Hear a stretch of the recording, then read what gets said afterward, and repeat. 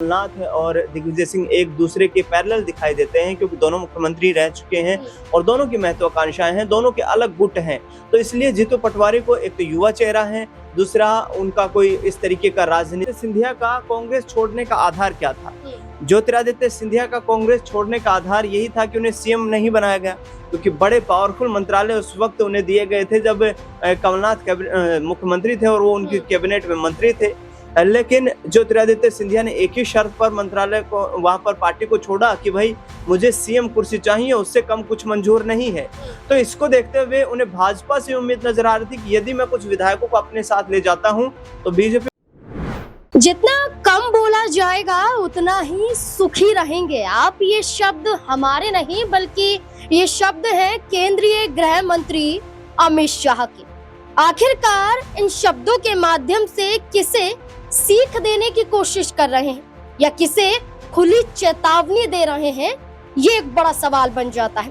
दरअसल मध्य प्रदेश में 3 दिवसीय कार्यक्रम का आयोजन किया गया था नर्मदापुरम जिले के पंचमढ़ी में, जहां प्रशिक्षण शिविर लगाया गया था भारतीय जनता पार्टी के सांसदों, नेताओं, मंत्रियों या कहें कि पूरी भारतीय जनता पार्टी के लिए।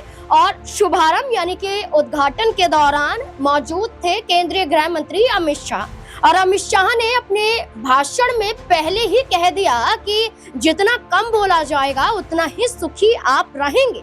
और साथ ही साथ उन्होंने कहा कि एक गलत बयानबाजी को दोबारा दोहराने की जरूरत नहीं है। साथ ही साथ उन्होंने कहा कि अगर ऐसा कदम फिर से कोई उठाता है तो उनके खिलाफ भाजपा हाईकमान द्वारा बड़ा फैसला सुनाया जा सकता है।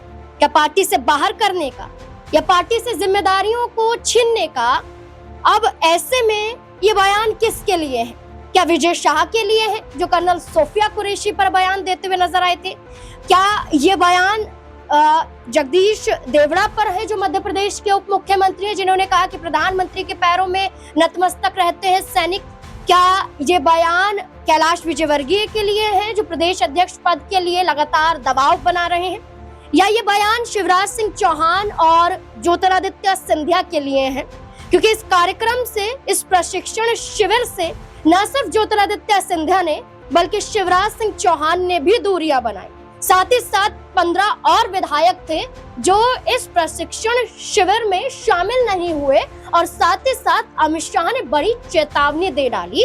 अब ऐसे में सवाल है कि क्या भाजपा में अब शिवराज सिंह चौहान और ज्योतिरादित्य सिंधिया का कद घट रहा है और क्या भाजपा से बाहर करने की तैयारी है या एक चेतावनी के साथ उन्हें मुंह बंद रखने की सलाह दी जा रही है? जो सवाल है, सवालों के जवाब लेने की कोशिश करेंगे। मेरे साथ मेरे सहयोगी दिनेश जुड़ चुके हैं।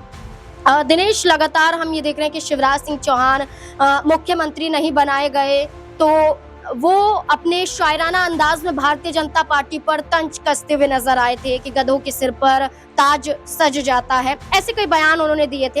अब ज्योतिरादित्य सिंधिया पर भी जब उपचुनाव के दौरान आरोप लगाए गए तब ज्योतिरादित्य सिंधिया ने खुलकर कहा कि उन्हें बोला ही नहीं गया था।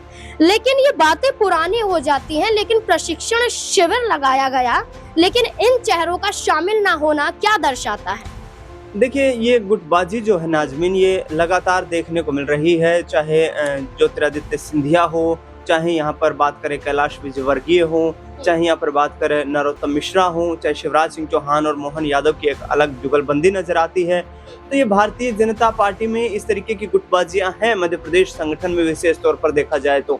और मध्य प्रदेश में क्योंकि ज्योतिरादित्य सिंधिया का कांग्रेस छोड़ने का आधार क्या था? ज्योतिरादित्य सिंधिया का कांग्रेस छोड़ने का आधार यही था कि उन्हें सीएम नहीं बनाया गया, क्योंकि बड़े पावरफुल मंत्रालय उस वक्त उन्हें दिए गए थे जब कमलनाथ मुख्यमंत्री थे और वो उनकी कैबिनेट में मंत्री थे। लेकिन ज्योतिरादित्य सिंधिया ने एक ही शर्त पर मंत्रालय को, वहां पर पार्टी को छोड़ा कि भाई मुझे सीएम कुर्सी चाहिए, उससे कम कुछ मंजूर नहीं है। तो इसको देखते हुए उन्हें भाजपा से उम्मीद नजर आ रही थी कि यदि मैं कुछ विधायकों को अपने साथ ले जाता हूं तो बीजेपी मुझे मुख्यमंत्री बना देगी। लेकिन 2023 में क्या हुआ कि बीजेपी ने भी वही हश्र किया, उन्हें लोकसभा चुनाव लड़वाया और उससे पहले उन्हें राज्यसभा से सांसद बना दिया गया। इसके साथ ही केंद्रीय उड्डयन मंत्री का जिम्मा सौंप दिया गया। तो कुल मिलाकर के देखा जाए तो अब ज्योतिरादित्य सिंधिया ये देख रहे हैं मध्य प्रदेश में कि जो जिम्मेदारियां उनके पास डॉक्टर मनमोहन सिंह की सरकार में थी, वही पैरेलल जिम्मेदारियां उन्हें मोदी सरकार में दी गई हैं। दूसरी जो उनकी इच्छा थी कि मध्य प्रदेश का मुख्यमंत्री बना जाए, वो उनकी इच्छा पूरी नहीं की गई, ना तो भारतीय जनता पार्टी के द्वारा की गई और कांग्रेस पार्टी में रहकर वो इंतजार कर नहीं पाए, क्योंकि कांग्रेस पार्टी में जिस तरीके से कमलनाथ, दिग्विजय सिंह ये बड़े चेहरे थे और इनको दरकिनार करना कहीं ना कहीं हाईकमान के लिए मुश्किल था। हाल ही में जो भोपाल में कार्यक्रम हुआ है उसमें भी राहुल गांधी ने बिना नाम लिए ज्योतिरादित्य सिंधिया की तरफ कहीं ना कहीं इशारा किया है। लेकिन क्या साथ ही साथ इशारा कमलनाथ दिग्विजय के लिए भी किया है, क्योंकि दिग्विजय के भाई लक्ष्मण सिंह को पार्टी से 6 साल के लिए निकाल दिया, लेकिन जो बड़े चेहरे उस वक्त पर सिंधिया से ज्यादा जरूरी थे, आज वही चेहरे कांग्रेस के लिए इतने जिम्मेदार नहीं माने जाते हैं। जीतू पटवारी को जिम्मेदारी दी गई है, तो क्या जीतू पटवारी के जरिए क्या रूठुओं को मनाने की कोशिश की जा रही है? देखिए, जो कांग्रेस पार्टी है उसमें जीतू पटवारी को देखा जाए तो वो एक अजात शत्रु माने जाते हैं, कि जिनका कोई दुश्मन नहीं है राजनीतिक तौर पर कांग्रेस पार्टी संगठन में भी, क्योंकि यहाँ पर कमलनाथ और दिग्विजय सिंह एक दूसरे के पैरेलल दिखाई देते हैं, क्योंकि दोनों मुख्यमंत्री रह चुके हैं और दोनों की महत्वाकांक्षाएं हैं, दोनों के अलग गुट हैं। तो इसलिए जीतू पटवारी को एक तो युवा चेहरा है, दूसरा उनका कोई इस तरीके का राजनीतिक प्रतिद्वंदी नहीं है मध्य प्रदेश में जो कि उन्हें चैलेंज कर सके, तो इस आधार पर, और दूसरा ये है कि संगठन को मजबूत करने के लिए जो सक्रियता वो दिखा रहे हैं वो राहुल गांधी के लिए काफी अहम हो जाती है, क्योंकि राहुल गांधी ने सीधे तौर पर कहा है कि जो लोगों की आवाज सड़क पर उठाएगा, जो लोगों के लिए लड़ाई लड़ने का काम करेगा, जो सड़क पर लाठी खाने को तैयार रहेगा, उसे कांग्रेस पार्टी अब आगे बढ़ाएगी। यानी कि सीधे तौर पर ड्राइंग रूम की पॉलिटिक्स जो है वो उससे कांग्रेस पार्टी की वापसी नहीं हो पाएगी, ये साफ सीधा संकेत राहुल गांधी का है।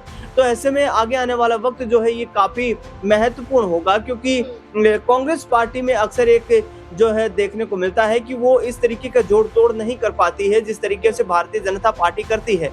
क्योंकि आज इस वक्त पर देखा जाए तो यदि ज्योतिरादित्य सिंधिया को सीएम कुर्सी ऑफर कर दी जाए, क्योंकि कमलनाथ कुछ बोलने की अभी जो है पोजीशन में नहीं है, यदि उन्हें मुख्यमंत्री ना भी बनाया जाए तो कमलनाथ कुछ बोलने की पोजीशन में नहीं है, क्योंकि वो सरकार को नहीं रोक पाए थे। तो अब यदि कांग्रेस पार्टी बीजेपी संगठन में खलबली पैदा करे तो उन्हें ज्योतिरादित्य सिंधिया को वापस करवाना पड़ेगा, और वापस करवाने के लिए क्या करना पड़ेगा, उन्हें सीएम कुर्सी ऑफर करनी पड़ेगी, क्योंकि इसी लड़ाई में वो कांग्रेस पार्टी को छोड़ करके गए थे। तो इस तरीके की जब कोशिशें नहीं हो पाएंगी तो कांग्रेस पार्टी मध्य प्रदेश में वापसी नहीं कर पाएगी।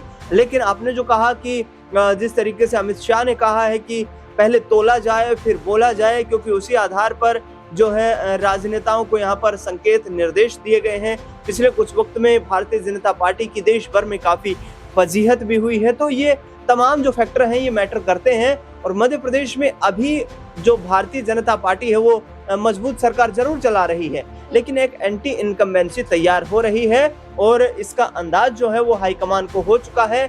इसीलिए ज्योतिरादित्य सिंधिया भी बार बार ये कह रहे हैं कि भाई भ्रष्टाचार पर कंट्रोल करो, भ्रष्टाचार को रोकने का काम करो, क्योंकि पिछले दिनों उन्होंने एक कोऑपरेटिव सोसाइटी के मामले में भी सीधे तौर पर कहा था कि केंद्र सरकार अब जो पैसा डाल रही है वो ऐसा ना हो कि भ्रष्टाचार की भेंट चढ़ जाए। तो ये तमाम चीजें क्या है, ये यही है कि भाई कहीं ना कहीं राजनीतिक महत्वाकांक्षा इन राजनेताओं की जो बड़े शीर्ष लीडर्स हैं इनकी बड़ी है, और यही बीजेपी के लिए मध्य प्रदेश में आने वाले वक्त में एक बड़ा खतरा बन सकती है। देखिए, बिल्कुल अब ये भी कहा जा रहा है कि जहां अभी दिग्विजय सिंह के भाई को पार्टी से निष्कासित किया गया, इसके बाद दिग्विजय सिंह, इसके बाद कमलनाथ की भी बारी हो सकती है।